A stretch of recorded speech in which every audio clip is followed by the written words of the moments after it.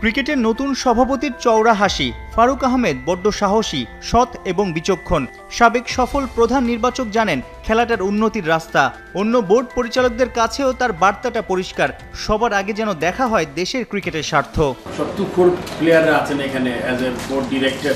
আমি সবাইকে অনুরোধ করবো যে আমার নতুন দায়িত্ব সরকারের পালা বদলে লাপাত্তা আলোচিত, সমালোচিত, বিতর্কিত নাজমুল হাসান পাপন। নতুন আলোর খোঁজে বুধবার ক্রীড়া মন্ত্রণালয়ে বিসিবির বিশেষ সভা। মেইল করে পদত্যাগ করেন একযুগ সভাপতির পদে থাকা পাপন। সেই চেয়ারে ফরমার ক্যাপ্টেন ফারুক। আগের প্রেসিডেন্ট জনাব নাজমুল হাসান ওনার পদত্যাগপত্র গৃহীত হয়েছেন এবং আজকের সভায় সিদ্ধান্ত হয়েছেন এবং নির্বাচিত হয়েছেন নতুন প্রেসিডেন্ট হিসাবে জনাব ফারুক আহমেদ। বিসিবির গঠনতন্ত্র অনুযায়ী দুজন কাউন্সিলরকে মনোনীত করতে পারে জাতীয় ক্রীড়া পরিষদ। সেই কোটায় এতদিন ডিরেক্টর ছিলেন জালাল ইউনুস ও সাজ্জাদুল আলম ববি।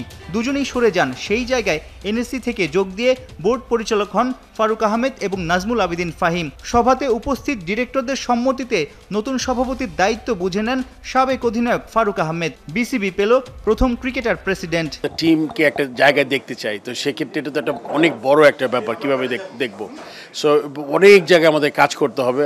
প্রধান এবং প্রধানতম দায়িত্ব হচ্ছে আমার যে ক্রিকেটকে এগিয়ে নিয়ে যা, দেশকে এগিয়ে নিয়ে যা। এটা যদি আমরা মাথায় রাখি বাংলাদেশ এবং বাংলাদেশ ক্রিকেট দল, তাহলে আমাদের কাজগুলো খুব সহজ হবে। আমাদের অন্যদিকে যদি আমরা ডাইভার্ট না হয়ে যাই। ফারুকের জন্য দায়িত্বটা বড়। পাশেই পাচ্ছেন ক্রিকেটের নিবেদিত প্রাণ, কোচদের কোচ খ্যাত নাজমুল আবেদিন ফাহিমকে। মজার ব্যাপার, কাজের পরিবেশ ভালো না দেখে ফারুক এবং ফাহিম দুজনেই বিসিবি থেকে পূর্বে পদত্যাগ করেছিলেন। গার্ডস থাকা এই দুজন নিশ্চয়ই নতুন দায়িত্বে বিসিবিটাকে পাল্টে দেবেন। তাতে মাঠের খেলাতে ইতিবাচক প্রভাবও পড়বে। বিসিবির নতুন কার্যনির্বাহী কমিটিতে দুই নতুন মুখের সঙ্গে আছেন পুরনো বেশ কজন। সাবেক অধিনায়ক আকরাম সুজনদের সঙ্গে ফারুকের বোঝাপড়াটাও দারুণ হওয়ার কথা। বিশেষ সভাতে আরও উপস্থিত ছিলেন পরিচালক মাহবুব আনাম, ফাহিম সিনহা, কাজী ইনাম আহমেদ, ইফতেখার মিঠু, সালাউদ্দিন চৌধুরী এবং সাইফুল আলম স্বপন।